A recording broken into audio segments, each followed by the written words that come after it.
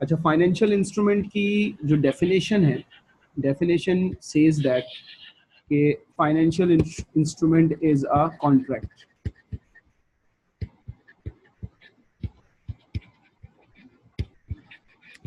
ठीक है। इसके दो आउटकम होते हैं।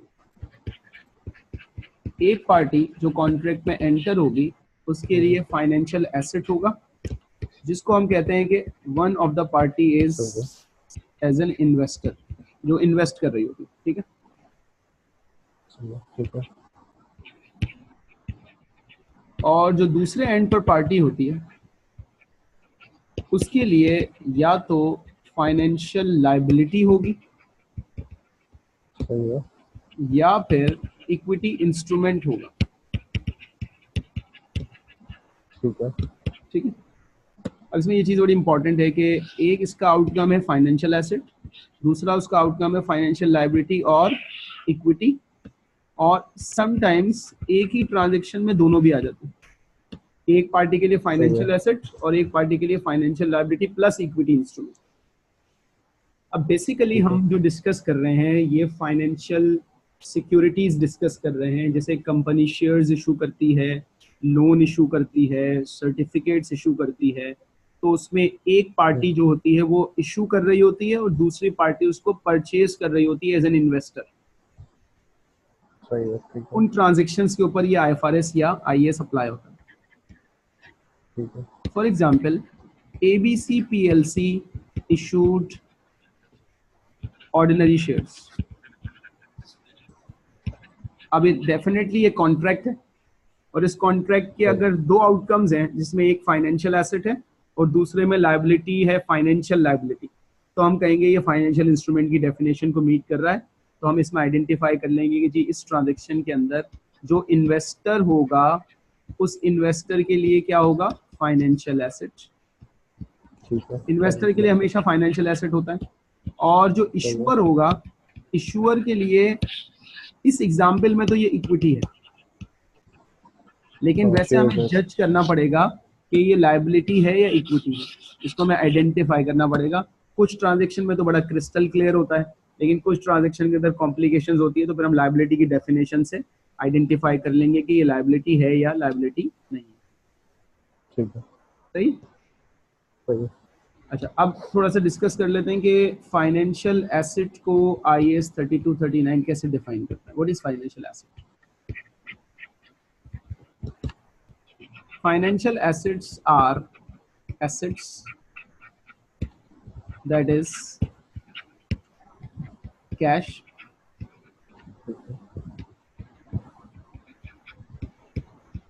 investment in shares of another entity। एक कंपनी अगर किसी और कंपनी के ऑर्डिनरी शेयर्स खरीदती है, एक इंडिविजुअल अगर किसी और कंपनी के ऑर्डिनरी शेयर्स खरीदता है, तो वो फाइनेंशियल एसेट कहलाएगा हमेशा। ठीक है। Contractual right to receive cash flow. मैं आपके साथ एक कॉन्ट्रैक्ट करता हूँ और वो फाइनेंशियल इंस्ट्रूमेंट होना चाहिए डेफिनेटली, और उस फाइनेंशियल इंस्ट्रूमेंट में मेरे पास राइट है कि मुझे कैश फ्लो रिसीव होगा। ठीक है। ठीक है, तो वो मेरे लिए क्या हो जाएगा, फाइनेंशियल एसेट। जिसके पास राइट होता है उसकी ऑपोजिट पार्टी के पास ऑब्लिगेशन होती है। तो अगर मेरे लिए फाइनेंशियल एसेट है तो जिसके पास ऑब्लिगेशन होगी उसके लिए फाइनेंशियल लायबिलिटी बन जाएगी। ठीक है। ठीक है। इसके अलावा अगर हम फाइनेंशियल लायबिलिटीज की बात करें तो फाइनेंशियल लायबिलिटीज को हम आइडेंटिफाई करते हैं कॉन्ट्रेक्चुअल ऑब्लिगेशन। एंटिटी की अगर कॉन्ट्रेक्चुअल ऑब्लिगेशन है किस चीज की, टू डिलीवर कैश और another financial assets. Financial asset, अगर हमारे ऊपर कोई ऑब्लिगेशन है, पहले हम चेक करेंगे इज देयर एनी ऑब्लिगेशन। अगर ऑब्लिगेशन नहीं है तो फिर हम कहेंगे कि ये क्या है। अगर ऑब्लिगेशन नहीं है, इक्विटी इंस्ट्रूमेंट। इक्विटी। इफ ठीक है, no obligation.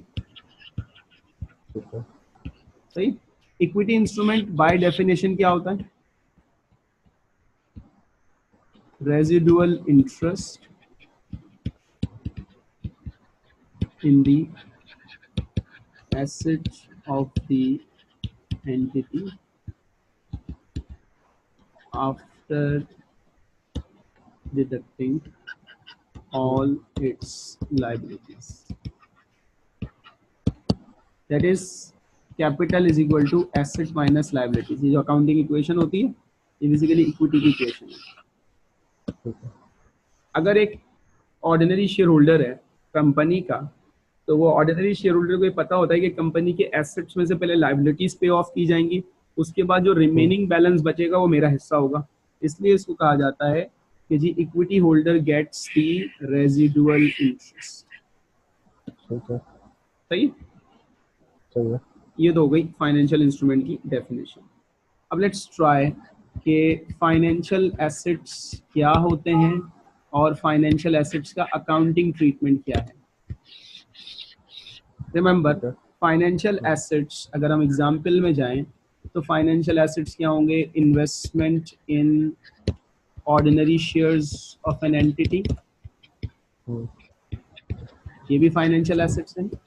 Investments in loan stock of an entity, सही है, loan given to another company, अगर हम किसी को लोन देते हैं वो भी हमारे लिए फाइनेंशियल एसेट होगा। ये सब फाइनेंशियल एसेट्स की एग्जांपल है। ठीक है, सही। सही है, अब एक मसला ये है कि फाइनेंशियल एसेट्स के अंदर जो सिक्योरिटीज कवर होती है ना, वो डिफरेंट पर्पस के लिए और डिफरेंट इंटेंशन से एक्वायर की जाती है, डिफरेंट टाइम पीरियड के लिए एक्वायर की जाती है। तो इसलिए ज़रूरी है अकाउंटिंग करने से पहले कि हम इसको क्लासिफाई करें कि फाइनेंशियल एसेट को हम किस कैटेगरी में क्लासिफाई करते हैं। ये बड़ी इंपॉर्टेंट है, क्लासिफिकेशन ऑफ फाइनेंशियल एसेट्स। ठीक है, सही। There are 4 types of classification. इसको याद रखने के लिए यू कैन रिमेंबर हाफ। अच्छा, ठीक है, हाफ से याद रह जाएगा। एक निम्योनिक बना लिया हमने, half. H for ALF। H stands for held to maturity financial asset, सही है, यानी वो फाइनेंशियल एसेट्स जिनको हम मैच्योरिटी तक होल्ड करके रखेंगे उन्हें कहा जाएगा held to maturity financial asset. और इसके अंदर यूजुअली वो इन्वेस्टमेंट्स आती हैं जिनकी मैच्योरिटी होती है। शेयर्स की कोई मैच्योरिटी नहीं होती। ठीक है, इसका मतलब है शेयर्स इसमें क्लासिफाई, ऑर्डिनरी शेयर्स पॉसिबल ही कैटेगरी में क्लासिफाई हो जाए। नहीं आएंगे। अच्छा, ये है अवेलेबल फॉर सेल कैटेगरी। इस कैटेगरी की कोई डेफिनेशन नहीं है, ठीक है, इसलिए इसे कहा जाता है डिफॉल्ट कैटेगरी। डिफॉल्ट मींस जो बाकी 3 में नहीं फॉल होगा ना, वो यहाँ फॉल हो जाएगा। ठीक है, इसमें कोई भी चीज आ सकती है, शेयर्स भी आ सकते हैं, लोन भी आ सकते हैं। ठीक है, ठीक है, अच्छा। Loans and receivables is similar to held to maturity. इसके अंदर भी इन्वेस्टमेंट इन लोन ही आता है, लेकिन वो यूजुअली अनकोटेड कंपनी का होता है। ठीक है, ऊपर जो हेल्ड टू मैच्योरिटी है उसके अंदर जो चीजें आती हैं वो कोटेड कंपनीज की होती है। इसमें भी शेयर्स नहीं आ सकते ठीक है, क्योंकि नाम ही लोन्स एंड रिसीवेबल्स है। जो फोर्थ कैटेगरी है वो लाइकली शेयर्स की कैटेगरी होती है, जिसका नाम है fair value through profit and loss, FVTPL। Investment in shares. ठीक है, अब अगर कोई चीज इन तीनों में फॉल नहीं होती, चाहे वो शेयर्स हो चाहे वो लोन हो, तो वो फिर डिफॉल्ट अवेलेबल फॉर सेल में चली जाएगी। ठीक है, ठीक, तो इसको हम 2 पार्ट्स में डिवाइड कर देते हैं कि एक तो है इन्वेस्टमेंट इन शेयर्स और एक है इन्वेस्टमेंट इन लोन स्टॉक। अब पहले डिस्कस कर लेते हैं कि इन्वेस्टमेंट इन शेयर्स यूजुअली किन कैटेगरीज के अंदर जाते हैं और उनका अकाउंटिंग ट्रीटमेंट क्या होता है। देखें, अगर हमने शेयर्स खरीदे और हमारी इंटेंशन शेयर्स खरीदते वक्त किस चीज की है, हेल्ड फॉर ट्रेडिंग, तो इसकी क्लासिफिकेशन होगी fair value through profit and loss, ये इस कैटेगरी में जाएगा। सही। ठीक है। इसका मतलब ये हुआ कि अगर नॉट फॉर ट्रेडिंग है तो शेयर्स क्योंकि हेल्ड टू ट्रेडिंग मेच्योरिटी नहीं होते, तो फिर ये ऑटोमेटिकली डिफॉल्ट में चले जाएंगे। ठीक है। ये चीज क्लियर है।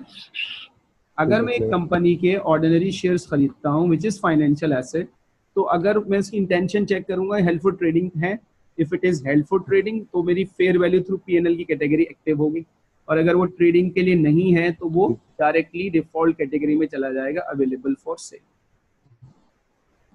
अकाउंटिंग ट्रीटमेंट काफी मिलता जुलता है, तो मैं इसका जो डिफरेंस है अकाउंटिंग ट्रीटमेंट का वो भी इसी के नीचे डिस्कस कर लेता हूँ ताकि क्लियर हो जाए। Accounting treatment of both. जब पहली मर्तबा शेयर्स खरीदते हैं तो फर्स्ट टाइम रिकॉर्डिंग किसके ऊपर करेंगे, इनिशियल मेजरमेंट। सही है। अगर fair value through PNL category है तब भी फेयर वैल्यू पर, अगर एएफएस कैटेगरी है तब भी फेयर वैल्यू सेम। यहां फेयर वैल्यू का मतलब है जो हमने शेयर्स खरीदने की कॉस्ट पे की है।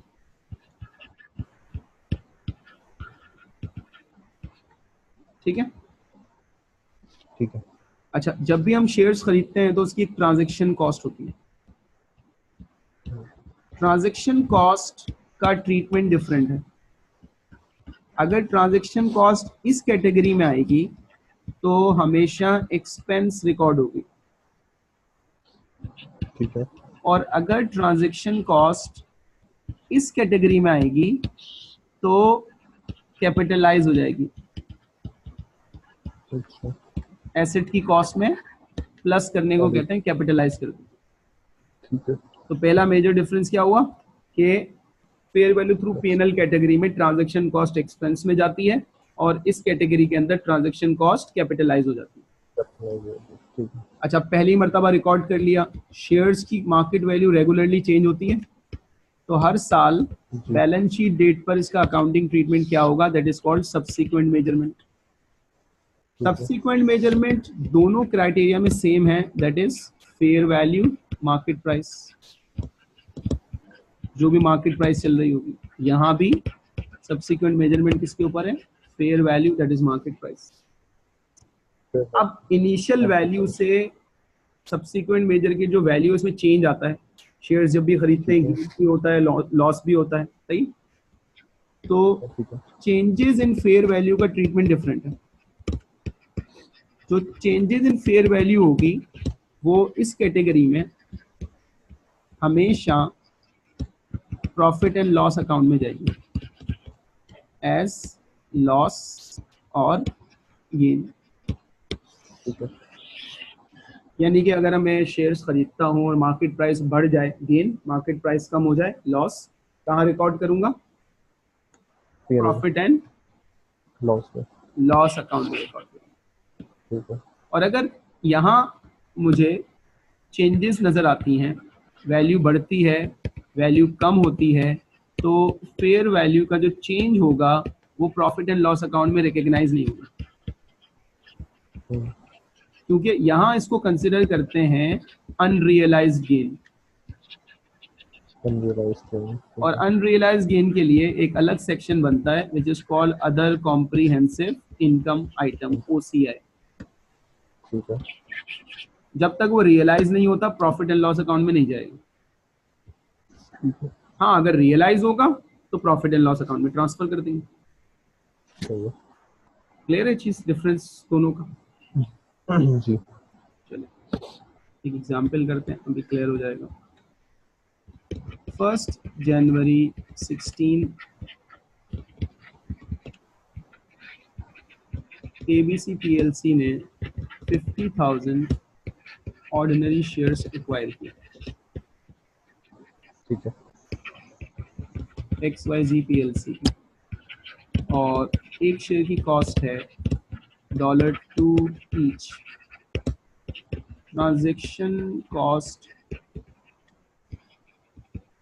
पे की उसने $2,000। ये इनिशियल अकाउंटिंग होगी इसकी। जी, तो हम इसकी वैल्यू कैलकुलेट करते हैं जनाब। 50,000 मल्टीप्लाई बाय 2, तो $100,000 की इन्वेस्टमेंट होगी। इन्वेस्टमेंट हो गया, अभी मैं एज्यूम कर रहा हूँ ये हेल्ड फॉर ट्रेडिंग पहली कैटेगरी। सही, तो इससे मैं अपने पास फाइनेंशियल एसेट बुक कर लूँगा, जी, और इसके ऊपर जो मैंने ट्रांजैक्शन कॉस्ट पे की है वो ट्रांजैक्शन कॉस्ट हाँ, कैपिटलाइज नहीं होगी, उस जी, ट्रांजैक्शन कॉस्ट को एक्सपेंस रिकॉर्ड करूँगा, ठीक है, क्योंकि हेल्प फॉर ट्रेडिंग की इंटेंशन एज्यूम की हुई। एग्जैक्टली, तो इसकी एंट्री पास होगी, पहली एसेट अकाउंट को डेबिट कर देंगे और कैश को क्रेडिट कर देंगे 100,000 से। सही। एक्सपेंस की एंट्री क्या होगी, ट्रांजैक्शन कॉस्ट की एंट्री क्या होगी, ट्रांजैक्शन कॉस्ट को 2,000 से एक्सपेंस रिकॉर्ड कर लेंगे और बैंक या कैश हम इसके अंदर क्रेडिट करेंगे। सही है। ठीक है, एज्यूमिंग 31 दिसंबर 16 को शेयर प्राइस चेंज हो गई और अब ये शेयर्स ट्रेड हो रहे हैं 2.20 पर, $2 पे खरीदे थे, तो हमें गेन हुआ 2.20 माइनस 2। नंबर ऑफ शेयर्स कितने हैं, 50,000। कितना गेन हुआ, ठीक है, 50,000। 10,000 50,000 हमारे पास शेयर्स हैं और 0.20 का गेन हुआ, तो हमारे पास $10,000 का गेन हो गया। गेन हो गया, ठीक अब है, एज पर द कैटेगरी ये गेन कहाँ जाएगा, प्रॉफिट एंड लॉस अकाउंट में रिकॉर्ड लॉस, होगा, और हम इसकी एंट्री पास करेंगे। इन्वेस्टमेंट को बढ़ा देंगे, इन्वेस्टमेंट डेबिट होगी 10,000 से, और profit and loss account credit होगा 10,000। 10,000, ठीक है, सही। सही है, तो ये इनिशियल मेजरमेंट हो गई 100,000, ट्रांजैक्शन कॉस्ट पीएनएल में चार्ज हो गई 2,000 की, और सब्सिक्वेंट मेजरमेंट में गेन रिकॉर्ड हो गया 10,000। तो बैलेंस शीट की जो वैल्यू आ गई 100,000 से, ये ऑलरेडी 10,000, रिकॉर्ड हुआ हुआ था। 10,000 हमने इसमें फर्दर सम किया। जी, अब हमारी current market value of shares आ गई 1,10,000, जो कि बैलेंस शीट में रिपोर्ट 10,000, गई। ठीक है, क्या सही है, एज्यूम किया था, held for trading. Help trading, now assume that कि अगर यही क्वेश्चन हो और ये अवेलेबल फॉर सेल हो, not for trading, so what would be the change then. सही है, इनिशियल मेजरमेंट, हाँ, कैपिटलाइज हो जाएगा, अब कैपिटलाइज वाला ट्रीटमेंट करना है।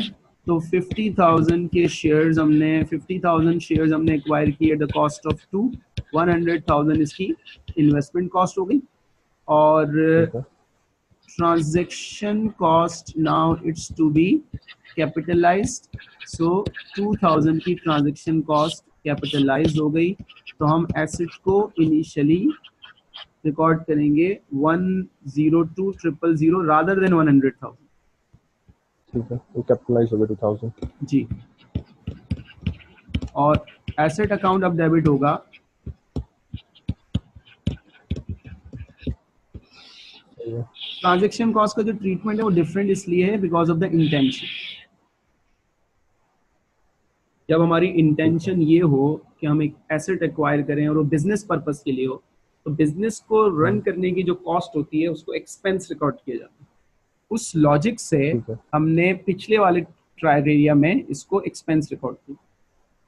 सही है, सिमिलरली जब हम एक मशीन एक्वायर करते हैं, नॉन करंट एसेट एक्वायर करते हैं अंडर IAS 16, तो उसके ऊपर जो कॉस्ट लगती है, क्योंकि वो नॉन करंट एसेट होता है और बिजनेस में यूज करने के लिए इस्तेमाल हो रहा होता है, तो उसकी कॉस्ट कैपिटलाइज हो जाती है।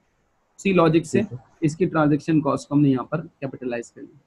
कैपिटलाइज कर लो, ठीक है। अब अगर हम एज्यूम करते हैं कि शेयर प्राइस वही रही जो पिछली एग्जांपल में थी, चेंज हो गई 2.20, तो सबसे पहले हम आइडेंटिफाई करते हैं कि 50,000 शेयर्स की करंट मार्केट वर्थ हो गई 110,000। The asset was already recorded at 102,000। Two, तो चेंज कितना आया? ठीक है। Changes in fair value is 8,000 का 8,000, गेन आ गया। ठीक है। सही है। अब अकाउंटिंग ट्रीटमेंट हमने जो डिस्कस किया था, तो उसमें अदर कॉम्प्रिहेंसिव इनकम कैपिटलाइज नहीं करते, तो हम फाइनेंशियल एसेट को डेबिट करेंगे 8,000 से और OCI को क्रेडिट कर देंगे 8,000। पिछले एग्जाम्पल में 10,000 से किया था।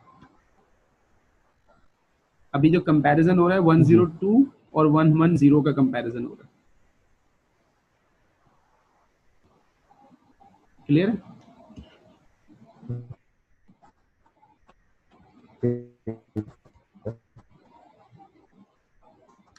अभी क्वेश्चन माइंड में आता है कि जो अनरियलाइज्ड गेन है ठीक है। ये रियलाइज कब होगा? ठीक है।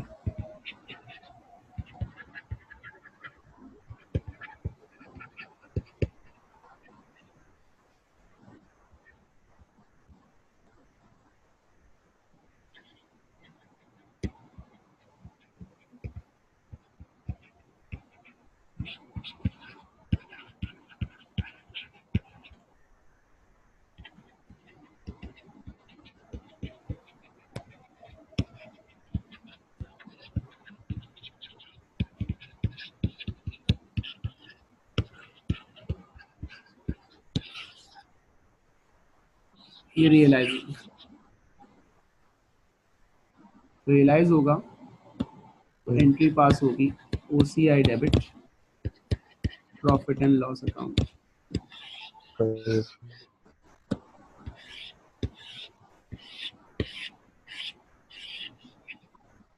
ठीक है। ठीक है। एक चीज माइंड में रखना कि जब शेयर्स बिकते हैं तो ये ट्रीटमेंट सब में कॉमन है। Gain on disposal. डिस्पोजल का गेन और लॉस हमेशा P&L में जाता ठीक है। है, राइट? अब आ जाते हैं हम ठीक है। Investment in debt instrument.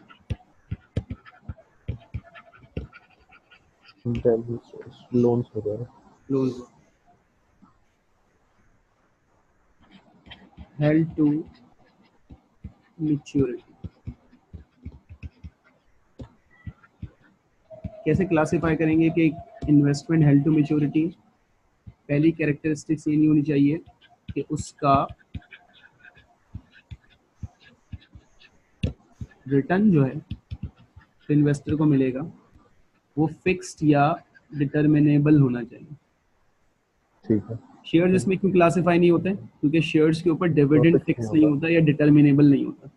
हमारे केस में Exactly. इसका इंटरेस्ट या उसकी जो रिडम्पशन वैल्यू है वो फिक्स्ड या डिटर्मिनेबल होती है। सही है। ठीक है। और दूसरा क्या इंटेंशन क्या होनी चाहिए? Hold till maturity. मैच्योरिटी। सही। सही है। और कोटेड कंपनी की सिक्योरिटी होनी चाहिए, लिस्टेड ठीक है। कंपनी। ये सिक्योरिटी क्या होनी चाहिए? लिस्टेड होनी लिस्टेड। चाहिए। Loans and receivables personal nature के होते हैं। सेम कंडीशन जो ऊपर दी गई है, ठीक है। अनकोटेड होने चाहिए। सही है। सही। इसका मतलब ये दोनों सेम ही है। अकाउंटिंग फॉर्म में हाँ। देखा जाए तो दोनों एक हाँ। ही चीजें, सिर्फ क्लासिफिकेशन का फर्क है। ठीक है। सही है। तो सही इसका है। जो अकाउंटिंग ट्रीटमेंट है हमारे पास, उसमें इसकी इनिशियल मेजरमेंट जो होगी डेट इंस्ट्रूमेंट की, वो होगी एट फेयर वैल्यू, सही है, price paid to acquire that asset, ठीक है, सही है, including transaction cost. Transaction cost separately PNL में चार्ज नहीं होगी, इसी के अंदर एडजस्ट हो जाएगी, लाइक एएफएस के अंदर हमने किया था। सही। एग्जैक्टली, ठीक है, अब नॉर्मली डेट इंस्ट्रूमेंट्स के फीचर्स होते हैं, डेट इंस्ट्रूमेंट जो भी होते हैं उसकी एक पार वैल्यू होती है, एज्यूमिंग $100। सही। उसकी जो ठीक है, इशू प्राइस होती है वो इशू प्राइस $100 भी हो सकती है एट पार, यानी कि पार वैल्यू वाला पार पे इशू हुआ, और फॉर एग्जांपल $95 पे इशू हुआ तो हम कहेंगे कि जी ये हमने डिस्काउंट पे खरीदा है। ठीक है, सही है? उसके साथ सही है, हमें हर साल उसके ऊपर एक इंटरेस्ट रेट मिलता है which is called coupon rate, for example 6% per annum. ये फिक्स भी हो सकता है, वेरिएबल भी हो सकता है।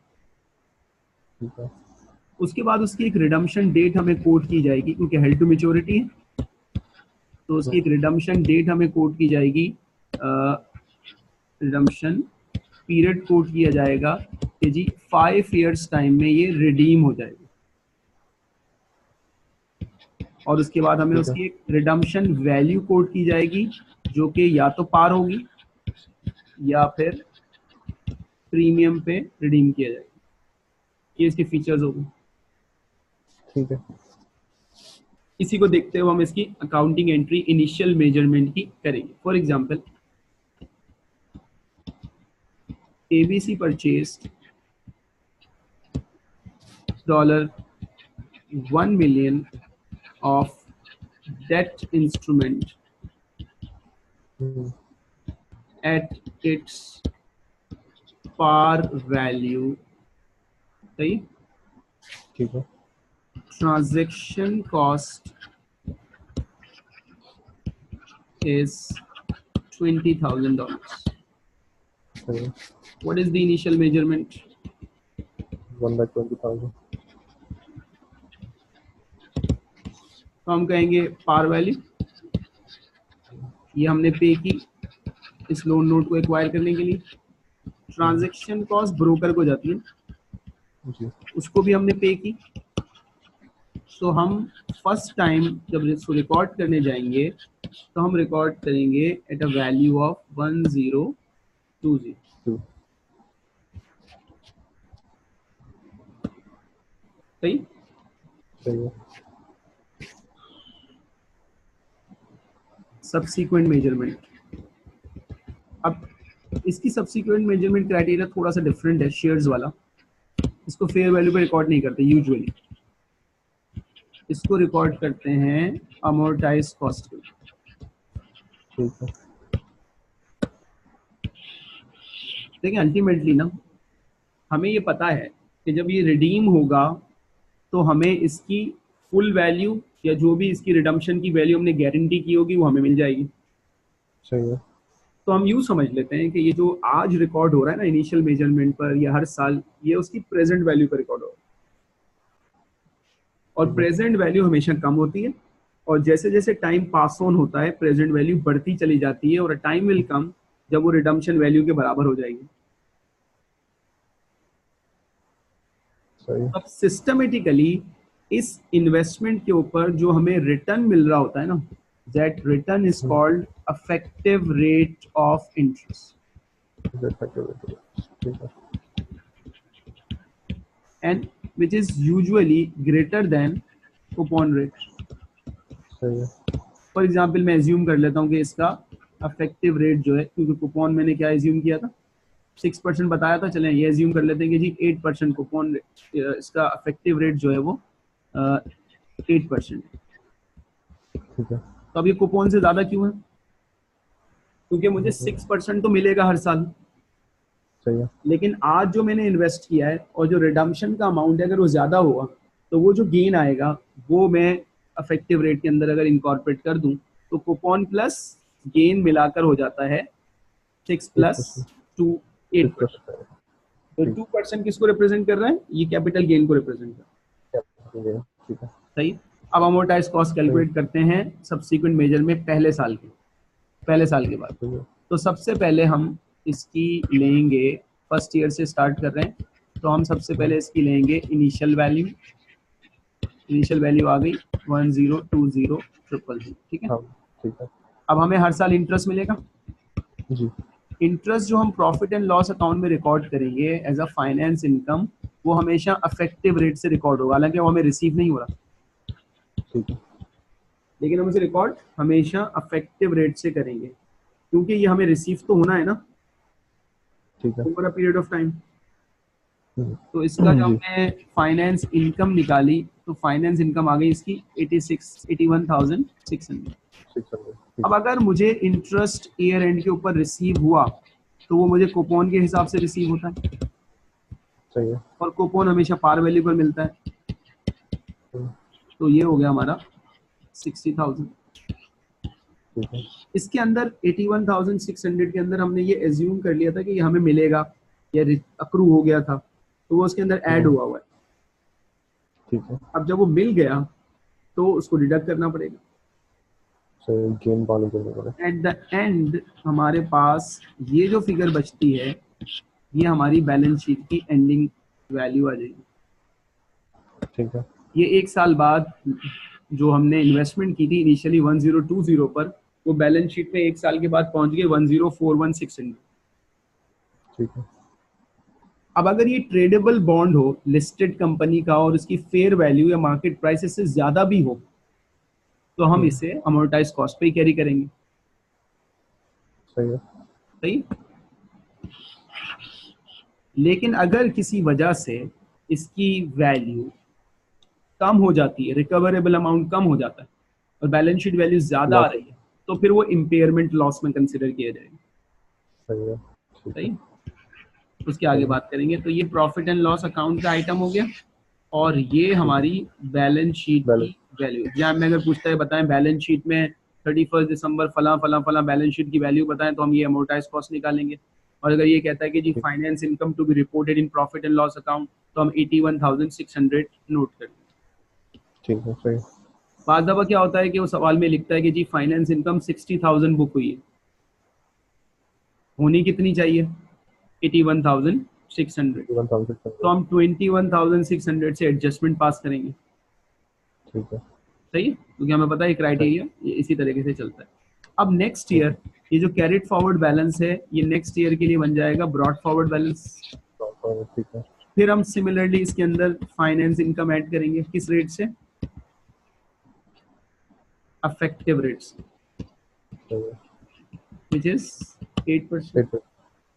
तो अगर हम 8% की वैल्यू कैलकुलेट करते हैं, तो हमारी 8% की वैल्यू बनती है 83328, और फिर इसमें से डिडक्ट कर देंगे इंटरेस्ट रिसीव। एक चीज ध्यान में रहे कि इंटरेस्ट रिसीव उसी कंडीशन के अंदर डिडक्ट होगा व्हेन इट्स एक्चुअली रिसीव्ड। अच्छा, सही है। क्योंकि ये तो एक्चुअल प्रोसीड है ना, जब तक ये रिसीव नहीं होगी तब तक तो हम कहेंगे ना हमने रिसीवेबल में डाला हुआ है, ऊपर ऐड किया हुआ है। ठीक है। क्योंकि कुछ ऐसी इन्वेस्टमेंट्स होती हैं, कुछ ऐसे डेट इंस्ट्रूमेंट होते हैं जो जीरो कूपन कहलाते हैं, जिसके ऊपर पीरियोडिक इंटरेस्ट होता ही नहीं। तो इन दैट केस में ये बता रहा हूँ कि ये फिगर हमें चेक करनी पड़ेगी कि ये है या नहीं। ये याद रखना ध्यान में। फिर ये जीरो हो जाएगी 60,000 की जगह zero if there is no interest received. ठीक है। अब ये इसी तरह हर साल जो वैल्यू हमारे पास एंडिंग आ रही है, जिस प्रोसेस से आ रही है ना, उस प्रोसेस को कहते हैं अमोर्टाइजेशन, और जो वैल्यू आ रही है उसको हम कह रहे हैं अमोर्टाइज्ड कॉस्ट।